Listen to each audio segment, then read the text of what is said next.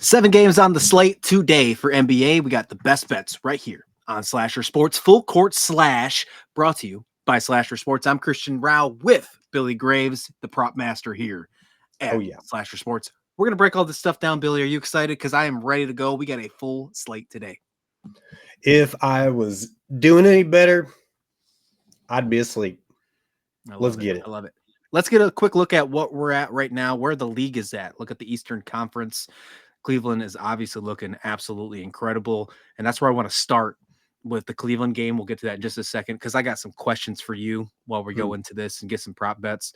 Boston, that's your team. You might as well stay true to it. Second in the Eastern Conference, and then we're going to have some fun playing games, I think, when it all is said and done, but we got plenty of basketball to play. Switching up over on the Western Conference, OKC doing their thing. Houston sitting still in that second spot. We got Memphis and Denver rounding out the top 4. We got to talk about the Dallas Mavericks today, too. Maybe some interesting plays for the Dallas Mavericks. But let's get into it, Billy. We got a really fun episode. Before we get to that, hit like, subscribe. This is a brand new thing we're doing at Slasher Sports, but it's not going away anytime soon. This is going to be a Monday through Friday episodes here, giving you all the best bets for the NBA today. All right, here we go. Let's dig in. Cleveland Cavaliers, Indiana Pacers. I mean, before we even get started, Billy, is the Cleveland Cavaliers the best team in the Eastern Conference? And I mean that not just because they're first in the Eastern Conference. Are they going to be a team that is just unstoppable? Like, what's going to stop the Cavaliers? Well, the Boston Celtics are going to stop them, but listen, man, they're tough, and they're not a perennial favorite to win, right? But they're doing it this season, and this season's what counts. And they're sitting in first place, so you can't knock that. And they're doing it with, are they doing it with a team that's been playing together for 5-6 years? No, that's what Boston's been doing, right? And they've been gradually climbing. But Cleveland just kind of flipped it on everybody, and now they're looking great. Nobody's knocking them off anytime soon. They're 5.5 games ahead of the Celtics, and that's not where anybody predicted they'd be. So, your guess is as good as mine. This is where I think is the game of the night. That's where I want to start off with. Cleveland, first in the Eastern Conference, taking on Indiana, 5th in the Eastern Conference. Indiana's a really good team. Bottom line here, Indiana's looking to keep their 6-game winning streak alive as they take on the Cavaliers in Indiana. This is going to be a really good game. Pacers are 4-3 against their opponents in the division so far this season, and overall 10-7 against opponents with a winning record. But again, we're talking about the Cleveland Cavaliers here. But I want to keep that focus on Indiana. They're making 49% of their shots from the field this season, which is 3.4% points higher than the Cavaliers have allowed their opponents. That's an interesting thing. Tyrese Haliburton is averaging 18.1 points a game, over 8.5 assists for the Pacers. Can Donovan Mitchell be enough? If not, Cavaliers have Donovan Mitchell averaging over 22, almost 23 points a game for the Cavs. Pacers are 7-3 in their last 10. Cavaliers 9-1 in their last 10. I'm talking all this good stuff about the Pacers, and it all goes back to how great Cleveland is. Billy, what are your thoughts on this one? And really, where are you leaning for these bets today? Well, Cleveland's bringing a methodical defensive approach while Indiana kind of thrives on the chaos. They do the high octane thing. Now, the Pacers' tempo going to overwhelm the Cavs, or can the Cavs stay hot, impose their grinding pace? Because that's what they can do. So the data suggests it's a little bit thinner of a margin than maybe what the books are going to say, but tempo is going to be the deciding factor in this one. So we've already talked about Ty Haliburton. He's a game time decision going into tonight's games. He's a critical factor. Without him, Indiana's offensive efficiency, their pace, it's going to take a significant hit. Aaron Nesmith, he adds depth. He's not going to really, heavily influence the matchup. Isaiah Jackson, obviously out for the season. That Indiana front court suffers without him. But really, in the overall outcome, it's going to fall down to Ty Haliburton's availability. Cleveland, the minus 290 favorite. They got a 55.5% winning probability according to our models. All right, 55. That's about where I like to consider the difference between reliable and not reliable. right? So 55, that's my limit. And they're there. But 290 favorites, I mean, I'm going to have to avoid this bet because there's just no value on that money line. And, we're looking at the over-under of 230. I mean, that's probably where our Magic's going to be, okay? So our simulations project it slightly under that 229 at a 54% confidence. But my recommendation is I think I'm going to have to lean under. The confidence isn't strong enough to make it a priority. But the rationale behind that, the slight edge for what what the over is Cleveland's defense slows down the tempo and they limit possessions. So Indiana's offensive efficiencies, it's highly dependent on Halliburton. Again, game time decision. Without him, Indiana's scoring potential, it diminishes significantly. Defensive teams like Cleveland, they tend to suppress scoring more reliably than fast teams can inflate it. So that adds another underlean. So that's where I'm going to lean with that one. All right. Sounds good there. Talking about our models, we have models no one else has. This is authentic, original stuff you're going to get right here on Slasher Sports. We call it the Slasher. So if you're looking for it, just put in perspective for you. ESPN thinks that the Cavaliers have a 71% chance of winning this one. We're not so high. We think 55%. This is why I think it's going to be a game of the night. It's going to be a really good game. So there you go. Leaning towards the under on this one. We go in a player pop perhaps next for this game, or are we moving on to the next one? Where are we sitting?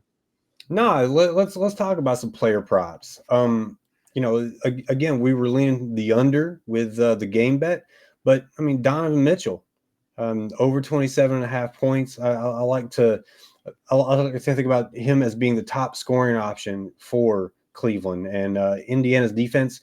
They struggle against high usage guards. Indiana allows primary scorers to exceed 25 points in over 60% of their games. And again, if we're talking percentages, anything over 55 looks good to me, and 60 looks great. So Donovan Mitchell over 27.5 points. Now, remember, these are leans. Okay, it's too doggone early in the day to be nailing down anything that we're going to play for a 6 o'clock, 7 o'clock, tip-off. So these are leans. This is something that we want you to look at throughout the course of the day. We're going to update our bets. And listen, let me just expound on something you said a second ago. Like, we have our models, okay? We're not like some thirst trap account who's using other people's data, okay? We're not walking, bouncing that chest up and down to get the eyes on you and then spouting off some models that some other schmuck behind a computer did. No, this is our stuff. We're playing this, all right? ESPN, some of those, say the thirst trap accounts, they don't have your best interest in mind, okay?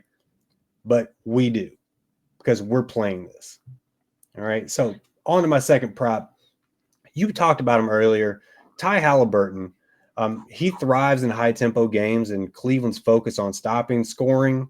It often opens opportunities for passing. So Cleveland's defensive scheme, it limits scoring, but allows higher assist rates to opposing playmakers.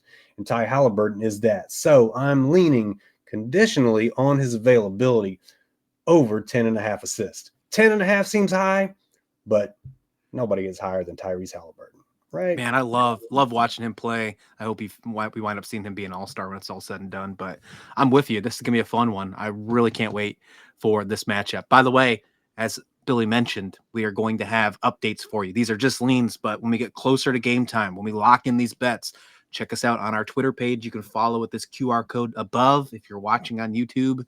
And if not, you can check us out on other platforms as well. We're going to have them on YouTube, but they're going to be on our TikTok, our Instagram, and our Twitter page. So check it out on all those. Give a follow while you're there. Another great game. And there's going to be multiple good games, by the way, on this slate. I think this is going to be a really fun night of basketball. Right after NFL playoffs, going into a really good night of basketball, which is really fun. OKC, the Thunder, 32-6. Speaking of NFL playoffs, did your team win this weekend? They did. Yep, they did. Buffalo Bills, baby. Yeah, of course. Who's your team? Oh, okay. Washington. All right. I would love to see the Bills and Commanders, by the way, in the Super Bowl. But, we probably shouldn't say that right now because the next thing we're talking about, Oklahoma City Thunder, Philadelphia 76ers. This could be a fun one. Although 76ers have kind of had not the greatest season. Bottom line here, Sixers host the Thunder, non-conference play. Sixers they're 6-11 in home games this season. Like that's not good. And Oklahoma City, I mean, we're talking about how Cleveland, how great they are. OKC is finally starting to figure it out. All those draft picks finally starting to make sense. It's starting to look like the team that we've all expected that was finally going to be a top-notch team for years to come. And I think we're finally at that pinnacle for them. But the Thunder 15-4 on the road this season. They're fifth in the Western Conference with 16.5 fast break points. Jalen Williams obviously doing a great job doing that. But the Sixers, man, can they do a good job? They've made 44.8% of their shots from the field this season. That's a pretty decent number. It's a little bit higher than what the Thunder's allowed their opponents. So heading into this game, you think that the Sixers could have some kind of production, Billy. We'll see if Kelly Oubre can do well. He shoots over 46% from the field. Maybe Williams who's scoring 20 points a game can step up. But overall, there's a lot of questions on if OKC will just run away with this one or if the Sixers can keep it strong at home. What's your thoughts? Well, spoiler alert, I think they are going to run away with it because Mr. GTD, Joel Embiid, I believe he's already been ruled out for tonight. I could be wrong. I'm going to keep calling him a game time decision just because that's what he always is. I don't see any projected minutes for him tonight. So they're likely to play without him. And nobody moves the line like Joel Embiid. The money line, Philadelphia could be minus 250 favorites. As soon as he scratched, they're plus $100. Nobody moves the line like him. So today, Thunder, they're favored with a 73% win probability. That makes them very strong road favorites. I am wanting to offer an OKC money line, but what is the money line at right now? 750, minus 750. Terrible. Minus 750. Gosh, I mean, you can't do anything with that. No, I mean, it's not even worth putting in a parlay, Billy. No, man. If it don't make dollars, it don't make sense. And we're not playing any kind of heavy favorites. All right. The best that we can look at right now is that minus 12. I believe it's minus 12 right now. The line is just too steep. But the over-under set at 218. And, our simulations, they're showing a neutral probability there. So it seems like everybody's just fully aware. Without Embiid, the line's just not as high. 218 is a ridiculously low line for me, I think.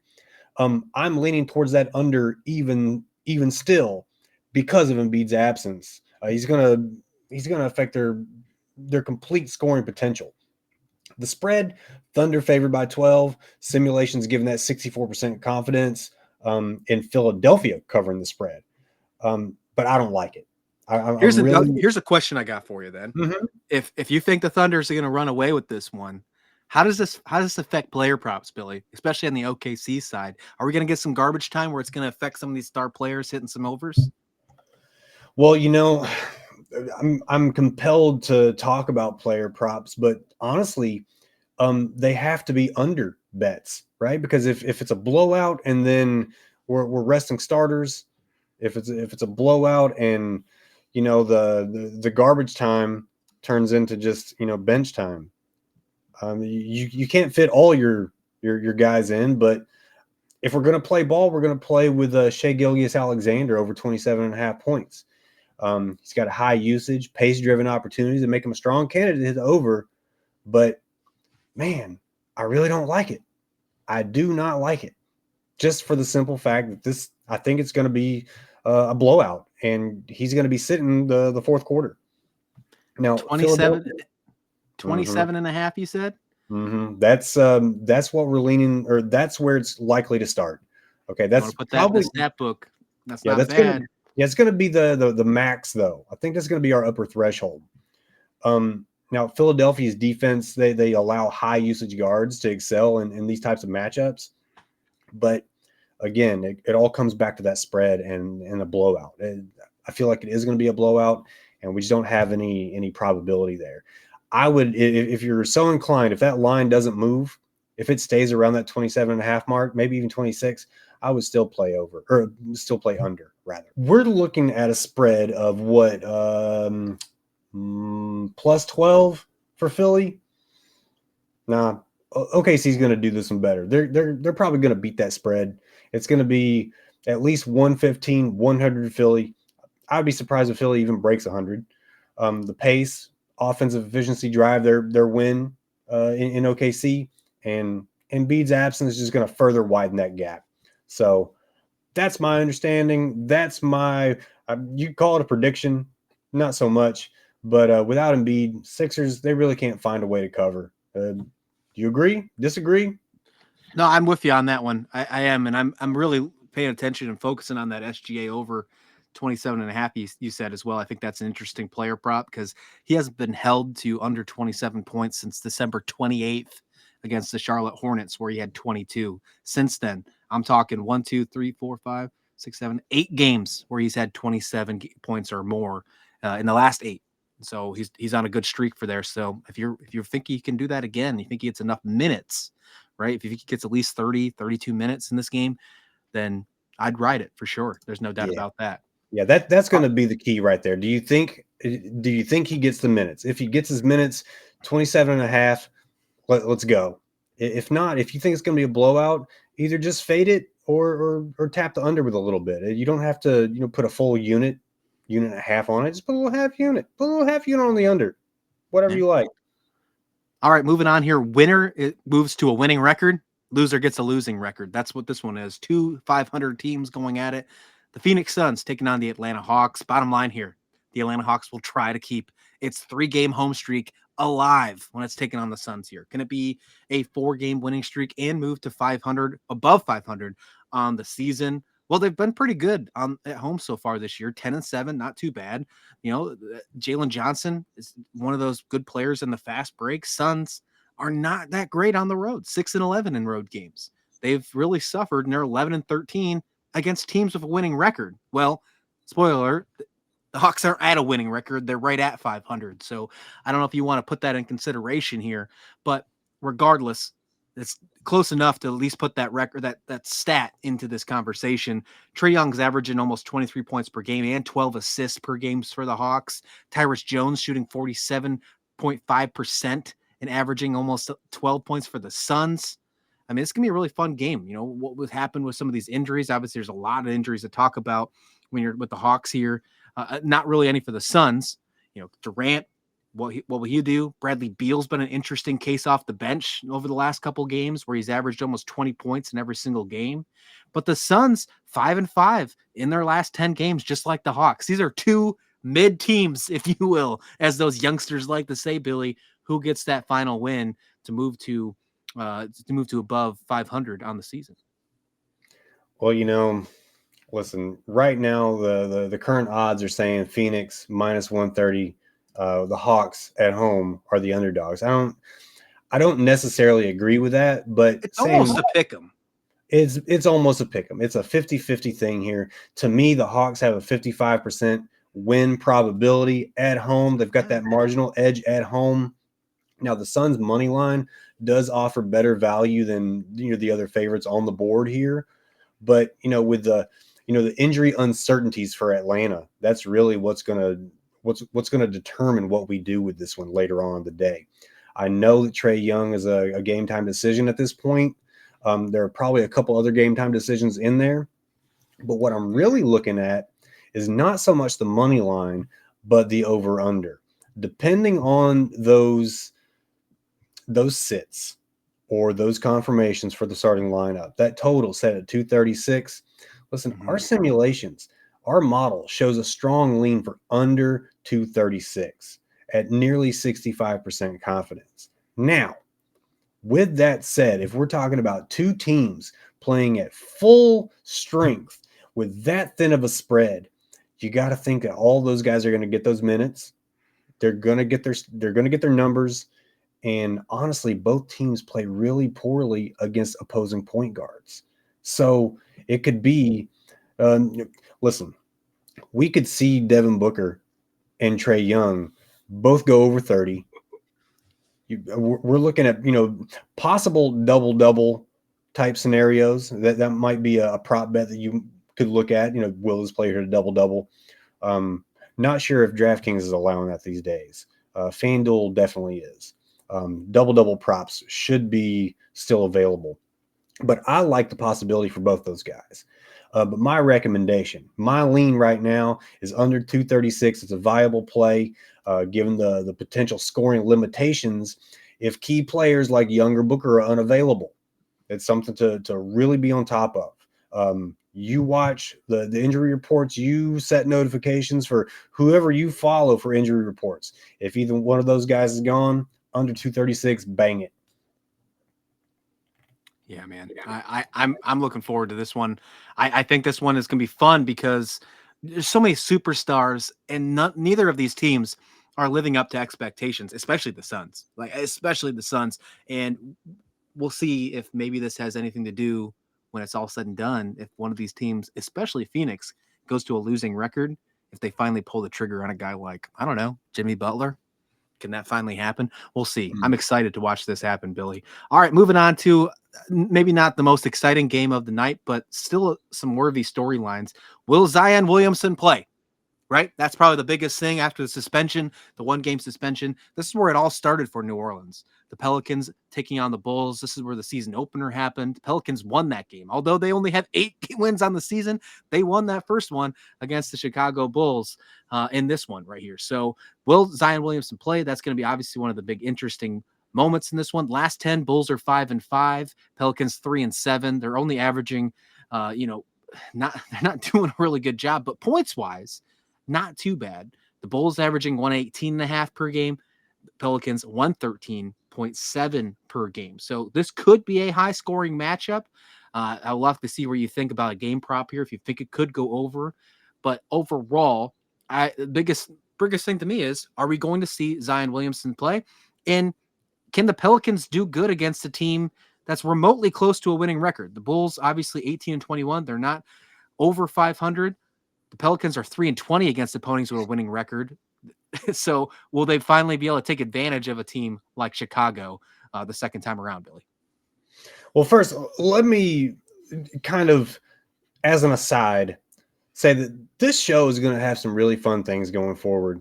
And it's a project that we are both really excited about doing. We've got, listen, maybe not today, but in the future, we're going to have some fun little segments called should we just go ahead and tell them about it? We've got the Monster of the Night. We've got something called Children of the Props, because I'm kind of a horror guy, if you can't tell, and I wanted to name these little segments after some of my favorite horror films. Well, Children of the Props, these are going to be like our favorite prop bets of the night across all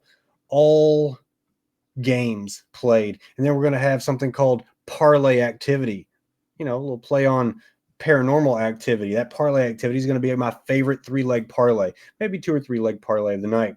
And then what was it called, Christian? The boost. The boost is coming from inside the house. A famous line from When a Stranger Calls. The call is coming from inside the house. We're going to try and take advantage of the DraftKings same game parlays. That's something that, me personally, I love to pound on those. I mean, 4 legs a little bit heavy to play every single day, but I think across all games, we can find a 4-leg parlay from a game for us to take advantage of that boost. So again, not today. We're going crazy over here. This is our first show, but looking forward to this stuff. I think you guys are going to have a lot of fun. We're definitely going to have a lot of fun doing this. Now, back to the Pels. Talked about Zion Williamson. Well, I've got him down for about 30-something minutes. All right. So I'm going to go ahead and say, against a Bulls team that struggles to protect the paint, Zion should see increased offensive usage, especially without they ain't got Herb Jones. They don't have Ingram.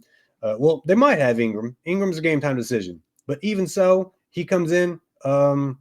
We could be looking at abbreviated minutes. So I'm looking at a highlighted prop of Zion Williamson over 24.5 points. Pair with that, speaking of paint guys, Nikola Vucevic over 10.5 rebounds. The Pelicans' injuries in the front court just creates a favorable rebounding matchup for Vuce. All right, they're going to be throwing up shots, and they're not going to be hitting them, and somebody's got to be there and catch the ball, right? Occam's razor. Most obvious thing is what it is. Nikola Vucevic over 10.5 rebounds. He's a killer. And then one of my favorites, a guy that I love to hit for points, and when it shows up, he shows up. So with Craig out and the Pelicans missing Jones, Zach LaVine is completely poised to exploit defensive gaps on the perimeter. I like him over 26.5 points. If Ingram doesn't play, then that's going to leave a lot of points on the table for a guy like Zion Williamson. In that season opener, Zion didn't play either. If you remember, he was ill. He did not play the first game of the year because of a sickness. He sat out in that 123-111 win against the Bulls. Ingram had 33. So if Ingram's a game-time decision and he doesn't play, Zion, that's a really good opportunity for him to step up. So I really like that play. Absolutely. We got 3 more games here. We're going to get to it. Absolutely. But if you are still listening, please, thank you so much, by the way, and go ahead, hit that subscribe button, hit that like button, all that good stuff, because we're going to be here every single day giving you the best bets to help you get money. It's going to be exciting. And of course, this is not betting advice. Please bet responsibly, all that good stuff, but it should be a really fun time while you're joining us. Sacramento Kings take on the Milwaukee Bucks. Another interesting matchup here. Both teams about the same record, 20-19 for the Kings, 20-17 for the Milwaukee Bucks. And I mean, bottom line here, Sacramento will try to keep its 3-game road winning streak alive. You know, they've been pretty good on the road so far when they're taking on Milwaukee. The Bucks, though, are 12-7 so far at home this year. Milwaukee does have a losing record against teams with a winning record. So this is going to be interesting. Can Giannis step up? Can there be something that, maybe that happens in here? Sacramento ranks 6th in the Western Conference with 26.4 assists per game, led by Sabonis. Sabonis is having a really good season so far for Sacramento, even with all the issues going on with the coaching and the moving on and the possibility of trading, Fox. There's a really interesting thing going on with Sacramento. But let's look at this game a little tighter here. What do you think is going to happen with Milwaukee and Sacramento? The Bucks 5-5 in their last 10. Kings 7-3. They're looking pretty hot right now, and that road streak is something not to bat an eye against, Billy.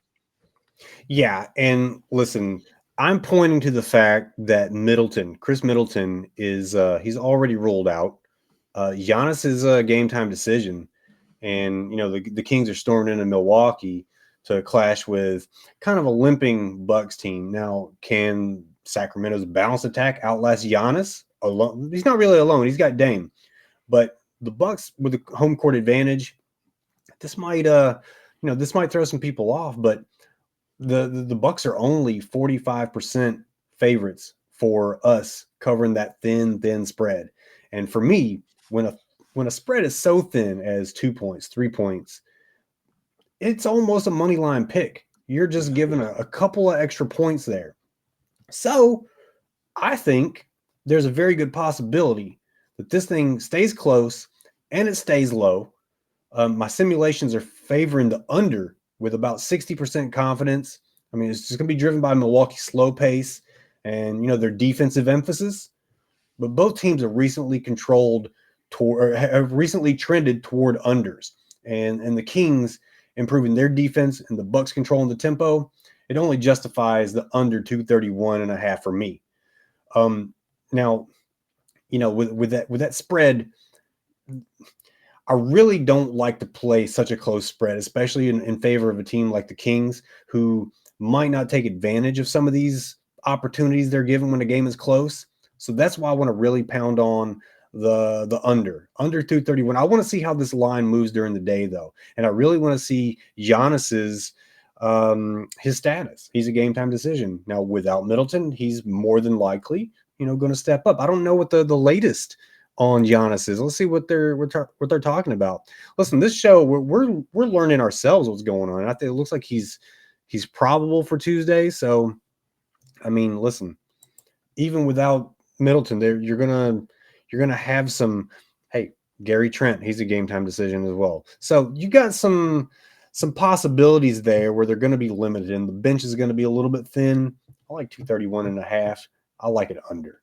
Yeah, I'm not against that under either. I want to see how Milwaukee responds after having really not the greatest road trip. Now, it was only a 2-game road trip. They did beat Orlando by 3 at 109-106, which treads towards the under, if you will. But then they were crushed by the Knicks in the game the last time they were out on Sunday night. It was bad. They lost 140 to 106, but that 106 points treading towards the under yet again. I'd like to see how they respond against the Kings. We'll see if they can maybe make a step forward, but without Middleton, that's going to be really tough to do, especially with probably a Giannis that's not 100%. All right, here we go. 2 games left on the slate. The Nuggets taking on the Mavericks. This is going to be a fun one, Billy. I'm really looking forward to this one. TNT is going to have this game. I think this is the late one of the slate, 9:30 Eastern time. And so be it. Should be. Bottom line here, Denver's going to try and keep their 3-game road streak alive. You got the road streaks coming in. Denver obviously looking good on the road. They're 15-10 against Western Conference opponents this year. Mavericks have a winning record against the Western Conference as well, though. This is going to be a really good one. They're 4th in the Western Conference, Dallas is, with 116.1 points a game, almost shooting 48% from the field. But, of course, Nikola Jokic, 45.5 rebounds Denver has per game, 45.5 rebounds per game that they are averaging, 6 in the NBA for that. And it's, of course, leading by Jokic that has about almost over 13 his averages per game. Insane. Mavericks, though, haven't been looking too good lately because the injuries to, of course, Luka Doncic. Kyrie Irving's been sit out. He has not played since January 1st. He is a game time decision coming in to Tuesday, but they've been 3-7 in their last 10. Nuggets flip that around, 7-3. Who are you leaning towards? Does Denver keep that road streak alive? Well, with Kyrie potentially at full strength, maybe his minutes are going to look crazy. Who knows? He's been off for about a week. And you know what happens when you're off for a week? You're going to have abbreviated minutes. So the question is, can Dallas leverage their home court advantage and take down the Nuggets? I think they can. As a matter of fact, this game is, I don't want to put it out there too heavy. I think this is probably my favorite underdog pick of the night. Ooh. Yeah, Dallas at home. I think this total is set at 231, and our models are showing a 60% confidence that the under is going to be the play. However, my fallback is a Mavericks money line, and it's +5 as a fallback. If you like, if you want to take the points, +5 as a fallback. But damn it, I'm going to stick with the Mavericks on the money line. But this comes with the caveat that Kyrie must play at full minutes. Okay, now Denver's reliance on Jokic and Murray, it creates opportunities for Dallas to capitalize on defensive mismatches. Now, Dallas's home court advantage and pace-adjusted metrics, it makes them a strong play. But with Kyrie available, Dallas becomes a clear money line play. Not necessarily a clear win, but put some underdog money on this one. If his minutes are limited, the +5 spread remains a safe fallback. Yeah. But I'm really liking the money line play. We can talk. All depends on how you feel. Though, 26.5 for Kyrie if he plays. 26.5 points if he plays.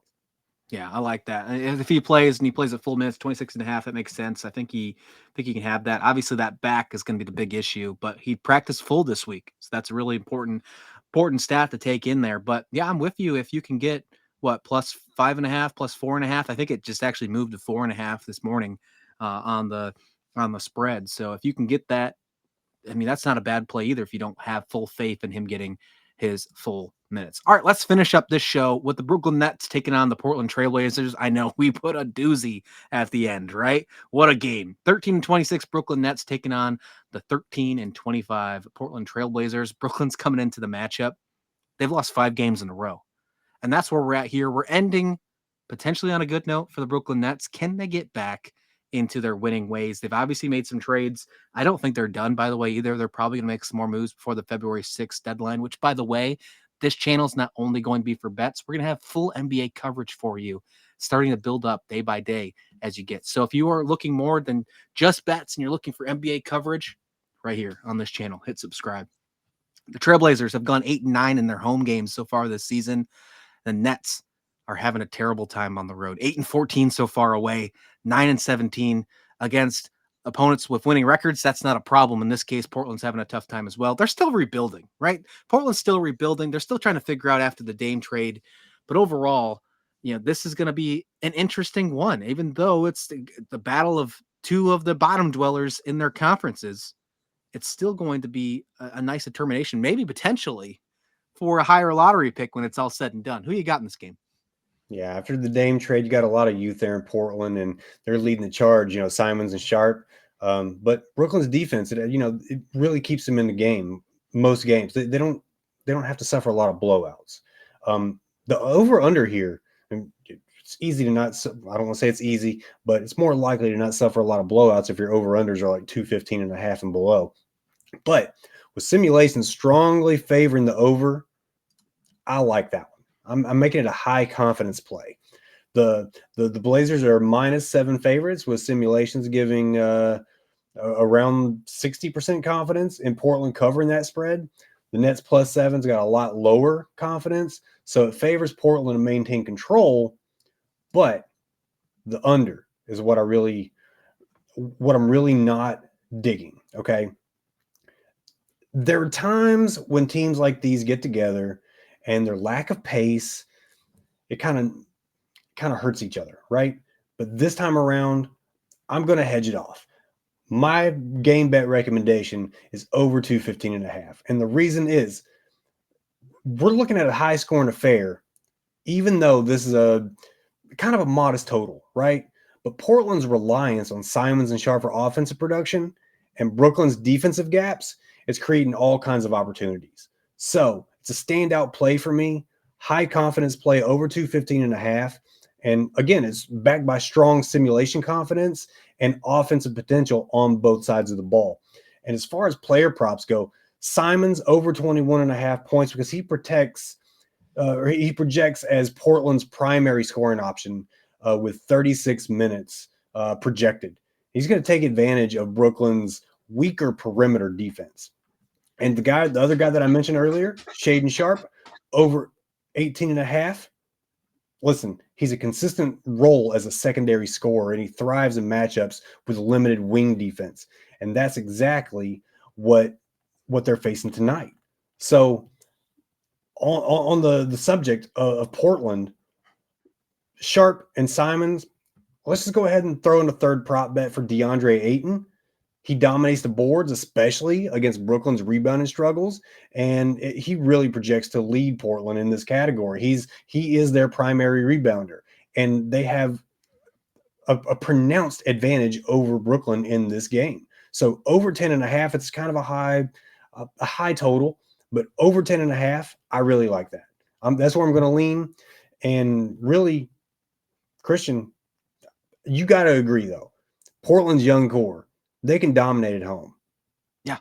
Yeah, I was at the Mata Center earlier this season when the Pelicans took on Portland. Watched them that 2-game stretch to begin of the year. It was fun. It was fun watching that young core. They're gonna get good. They're gonna be good, and Yeah. I think that they are only just a few pieces away from being at least the play-in team to be in the Western Conference. I don't think they're that far behind as long as they keep the culture moving in the right direction, which I think they have the right people, the right tools to make that happen. But there you go, folks. This is Full Court Slash. I hope you enjoyed this. We'll be back here again tomorrow with another episode. But if you want the locks, if you're looking for the locks, check out our page throughout the day, our Twitter page, our YouTube, check our shorts, TikToks, all that stuff.